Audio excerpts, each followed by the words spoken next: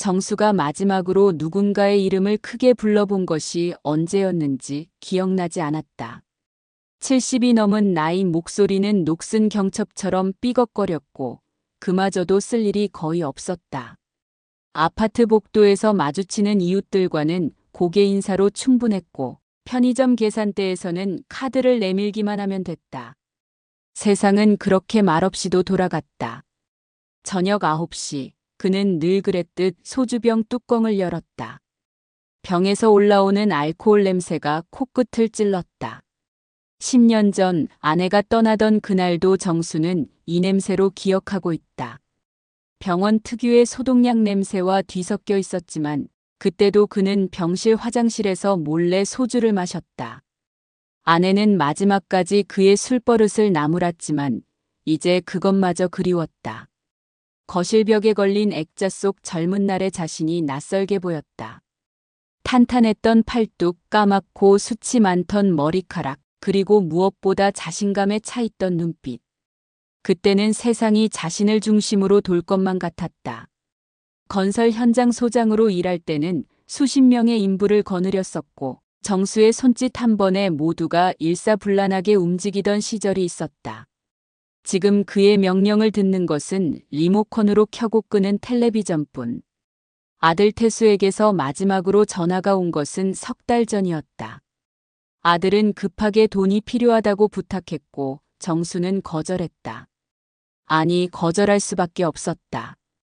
통장에 남은 것은 겨우 몇 달을 견딜 수 있는 생활비가 전부였다. 손녀 지민이 가끔 찾아와 반찬을 놓고 가는 것이 가족과의 유일한 접점이었다. 소주잔을 기울일 때마다 그는 중얼거렸다. 회한으로 가득한 인생, 딱 한 번만 다시 청춘으로 돌아갈 수 있다면. 하지만 그것은 빈잔을 채우는 술처럼 헛된 바람이었다. 시계는 11시를 가리켰고 그는 비틀거리며 침실로 향했다. 창밖으로 보이는 도시의 불빛들이 하나둘 꺼져갔다. 그도 머지않아 저렇게 조용히 꺼질 것이다. 아무도 눈치채지 못하게, 아무도 슬퍼하지 않게. 내일도 오늘과 같은 하루일 것이다. 햇빛에 바랜 달력처럼 색깔 없는 하루. 침대에 누워 천장을 바라보니 습기로 생긴 얼룩이 지도처럼 보였다. 어디론가 떠나고 싶었지만 갈 곳도 갈 힘도 없었다. 눈꺼풀이 무거워졌다. 잠이 그를 삼켰다. 정수는 아주 가끔 젊은 시절로 되돌아가는 꿈을 꾼다. 아내가 아직 살아있고 꿈과 희망이 있던 그 시절로. 하지만 달콤한 꿈도 잠시 새벽녘 요통이 그를 현실로 끌어당겼다. 아침 햇살이 유난히 따가웠다. 정수는 눈을 비비며 일어났다. 어제의 숙취가 남아있을 줄 알았는데 이상하게도 몸이 가벼웠다. 화장실 거울 앞에 섰을 때 그는 자신의 눈을 의심했다. 이마에 깊은 주름이 옅어져 있었다. 아직 잠에서 덜 깬 것 같아 세수를 했지만 물기를 닦고 다시 봐도 마찬가지였다. 일주일이 지났다. 변화는 점점 뚜렷해졌다. 구부정했던 허리가 곧게 펴졌고 희끗희끗하던 머리카락 사이로 검은 머리가 올라왔다. 지긋지긋했던 무릎 통증도 사라졌다. 처음엔 일시적인 현상이라 생각했지만 거울 속 자신은 날마다 젊어지고 있었다. 60대, 50대. 그렇게 한 달이 지나자 30대 중반의 잘생긴 청년이 거울 속에서 그를 바라보고 있었다. 동네 산책을 나갔다가 만난 경비원이 그를 알아보지 못했다. 10년이 넘도록 아침 인사를 나누던 사이였는데 낯선 이를 경계하는 눈빛으로 자신을 쳐다봤다. 정수는 황급히 집으로 돌아왔다. 거실에 앉아 손등을 내려다봤다. 검버섯이 사라진 매끈한 피부와 탄력 있는 근육. 이것이 현실인지 꿈인지 분간이 안 됐다. 무엇이 몸에 이런 변화를 가져왔는지 정수는 알 수 없었다. 그날 마셨던 소주가 원인이었을까? 소주라면 평생을 마셔댔으니 그것 때문에 젊어졌을 리는 없다. 두려움과 흥분이 교차했다. 병원에 가봐야 하나 하는 생각도 들었지만 의사가 내 몸의 변화를 믿어줄 것 같지도 않았다. 정수는 옷장을 뒤져 젊었을 적에 입던 바지를 하나 꺼냈다. 두 다리를 집어넣었더니 딱 맞았다. 탄력을 잃었던 엉덩이는 성난 엉덩이로 변해 있었고 허리엔 군살 하나 없는 젊은이의 몸이었다. 밖에 나가고 싶었다. 이 젊은 몸으로 세상을 다시 걷고 싶었다. 집 근처 공원을 뛰었다. 거짓말처럼 숨이 차지 않았다. 계단을 2칸씩 올라도 다리가 가뿐했다. 그동안은 갑자기 몸에 일어난 변화가 두려웠지만 이제는 자신을 찾아온 이 기적이 사라질까봐 정수는 불안했다. 손녀 지민이 찾아온 것은 그로부터 며칠 뒤였다. 정수는 문을 열어주려다가 멈칫했다. 청년의 몸으로 바뀐 자신을 지민이 알아보지 못할 것 같았다. 정수는 집을 비운 것처럼 소리내지 않고 문을 열어주지 않았다. 지민은 문 앞에 반찬통 몇 개를 놓고 돌아갔다. 그날 밤 정수는 벌거벗은 몸으로 욕실 거울 앞에 한참을 서 있었다. 정수는 여전히 믿기지 않는다는 듯 잔주름 하나 없는 매끈한 피부를 천천히 손으로 만졌다. 젊음이란 건 좋고 아름다운 것이구나. 정수는 새삼 깨달았다. 거울 속의 청년은 분명 자신이면서도 자신이 아니었다. 40년 전으로 돌아간 육체와 나이 7순을 넘긴 노인의 정신. 이 괴리를 어떻게 받아들여야 할지 몰랐다. 하지만 곧 결심이 섰다. 이유야 모르겠지만 하늘이 내게 2번째 기회를 준 것이다. 이번에는 다르게 살 것이다. 후회 없이 그리고 주저없이. 그는 인터넷으로 젊은이들이 입는 옷들을 몇 벌 주문했다. 새로운 인생의 시작이었다. 강남의 한 헬스장. 정수는 러닝머신 위를 달렸다. 시속 12km, 1시간째 쉬지 않고 달려도 숨소리가 거칠어지지 않았다.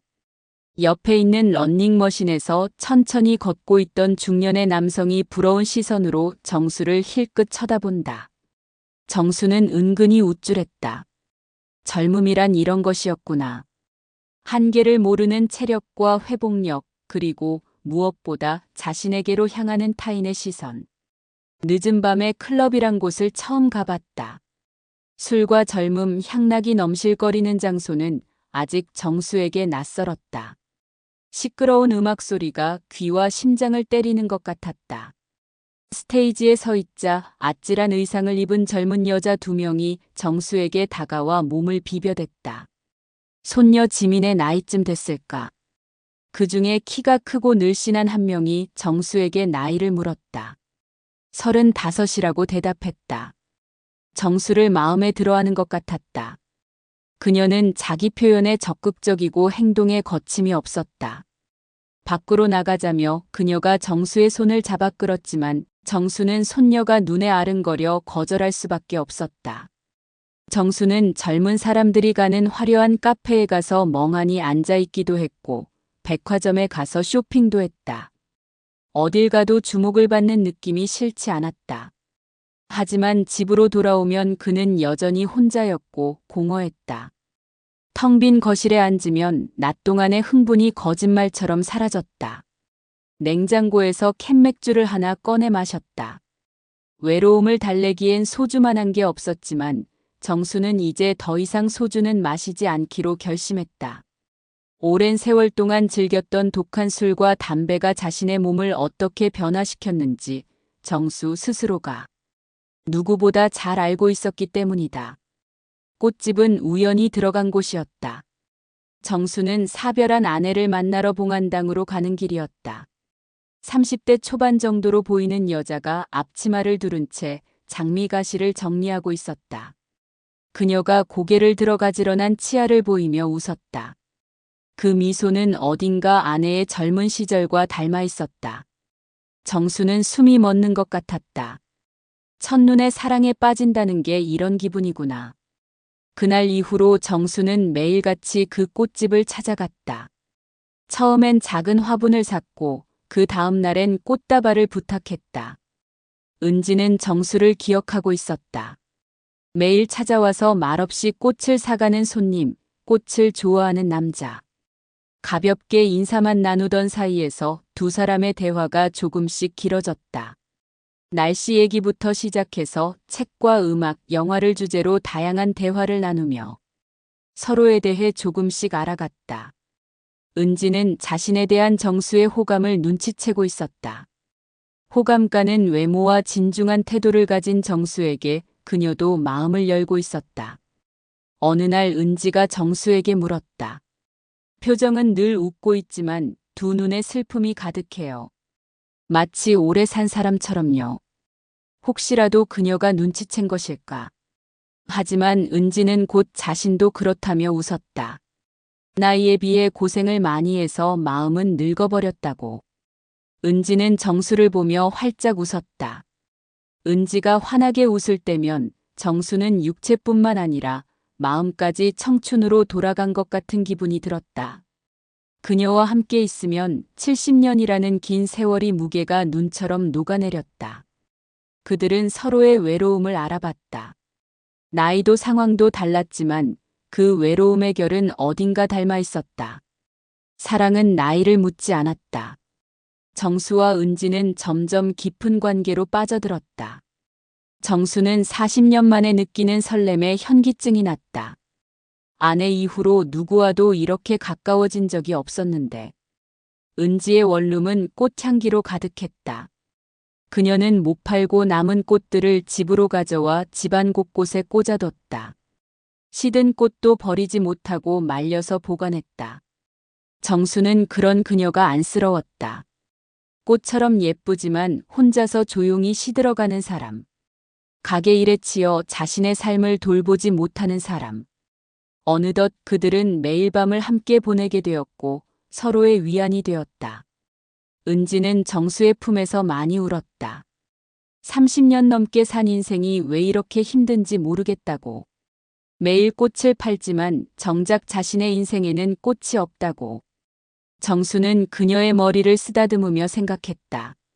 70까지 살아도 인생에 답은 없다고.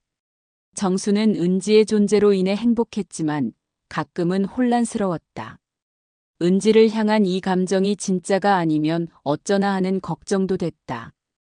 혹시라도 젊은 육체가 만들어낸 호르몬의 장난은 아닐까? 젊은 육체에 갇힌 노인과 30대 여성이 서로 사랑을 나눠도 괜찮은 걸까?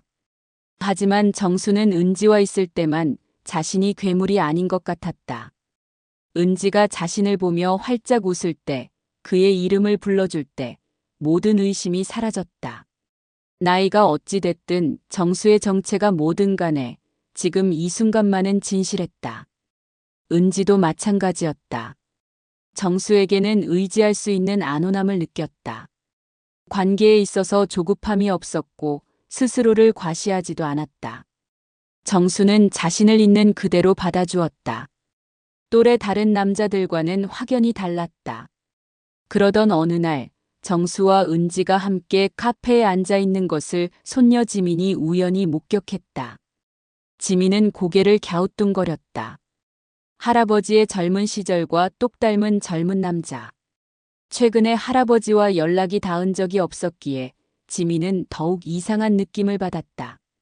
지민은 카페를 나와 할아버지의 집으로 향했다. 할아버지가 식사를 거르지 않고 잘 지내고 있는지 걱정이 되기도 했다. 지민은 문 앞에서 1시간쯤 할아버지를 기다렸다. 화장실이 급했던 지민은 도어락 비밀번호를 입력했다. 할머니의 기일 날짜로 설정된 비밀번호는 변함이 없었다. 화장실에서 볼일을 보고 나오던 지민은 현관문을 열고 들어오던 정수와 눈이 마주쳤다. 누구세요? 정수가 지민을 보고 도망치려 했을 때 지민이 달려가서 정수의 손을 붙잡았다. 할아버지 맞죠? 정수는 부인하려 했지만 지민의 눈빛은 이미 확신에 차 있었다. 정수는 손녀 지민에게 모든 걸 사실대로 설명했다. 믿기 힘든 이야기였지만 지민은 정수를 믿었다. 40년을 회춘한 할아버지가 눈앞에 앉아 있으니 믿지 않을 수도 없었다. 지민아, 이 할아버지를 위해서 비밀로 해줄 수 있겠니? 할아버지와 함께 있던 그 여잔 누구예요? 할아버지가 많이 좋아하는 여자야. 그 여자도 할아버지가 회춘한 걸 알아요? 정수는 고개를 숙인 채 대답하지 못했다. 지민은 경고했다. 할아버지도 그 여자도 다칠 거라고. 정수는 손녀 얼굴 보기가 민망했다. 은지는 지민보다 고작 몇 살이 많은 나이였으니까. 할아버지도 알고 있단다. 그런데 멈출 수가 없어. 70평생을 살아오면서 처음 느껴보는 감정이야. 이 할아버지를 이해해 줄 수 있겠니? 지민은 한숨을 쉬며 집으로 돌아갔다. 가족들에게는 비밀로 해주겠다는 약속을 했다. 정수는 지민을 믿었다. 지민은 어렸을 때부터 속이 깊고 입이 무거운 아이였다. 그날 밤 정수는 은지를 더욱 세게 안았다. 은지는 정수의 급작스런 열정에 당황했지만 거부하지 않았다. 오히려 더 깊이 그의 품으로 파고들었다. 정수는 그녀의 온기와 숨결이 그대로 사라질까봐 두려운 마음이 들었다. 정수가 아침에 일어났을 때 거울 속 얼굴이 또 달라져 있었다. 이번에는 젊어진 것이 아니라 하루아침에 10년은 늙어 보였다. 정수는 40대 중반의 얼굴을 하고 있었다. 당황한 그는 다급하게 온몸을 확인했다. 다행히 팔다리의 근육은 여전히 탄탄했지만 얼굴에 주름이 생기기 시작했다. 시간이 다시 흐르기 시작한 것일까? 아니면 원래대로 돌아가는 과정일까? 정수는 혼란스러웠지만 동시에 안도감도 들었다. 영원히 젊은 몸에 갇혀 있는 것보다는 나을지도 모른다. 설령 빠르게 늙어 죽는다 해도. 잠에서 일어난 은지는 하룻밤 만에 변한 정수의 얼굴을 보며 놀란 표정을 지었다. 체념한 정수는 은지에게 모든 걸 털어놨다.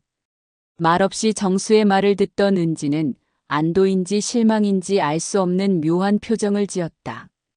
그녀가 말했다. 사실 나도 정수 씨에게 말하지 못한 비밀이 하나 있어요. 그녀는 자신의 손목을 보여줬다.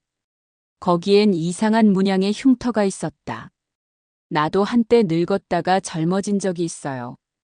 지금으로부터 약 10년 전에. 은지가 계속 말했다. 원래는 예순이었어요. 이상한 꽃을 만졌는데 하룻밤 사이에 30으로 돌아갔죠. 그리고 그 후로 천천히, 아주 천천히 다시 나이를 먹어가고 있어요. 정수는 모든 것이 이해됐다. 은지가 가진 묘한 성숙함과 외로움. 은지가 왜 그토록 자신에게 끌렸는지 이제 모든 의문이 풀렸다. 그들은 같은 저주를 공유하고 있었다.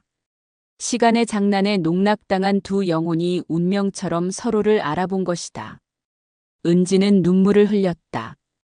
누군가에게 처음 털어놓는 비밀이에요. 10년 동안 이 비밀을 혼자서 감당해왔어요. 가족들과도 멀어졌고 오직 꽃들만이 내 말벗이자 친구였어요. 정수는 그녀를 안았다. 이제 혼자가 아니라고 말했다. 둘은 함께 있기로 했다. 정수가 늙어가는 속도와 은지가 늙어가는 속도는 달랐지만 그것은 중요하지 않았다. 중요한 것은 서로를 이해한다는 것이었다. 기묘한 비밀을 공유하는 두 사람. 그로부터 1년이 지났다.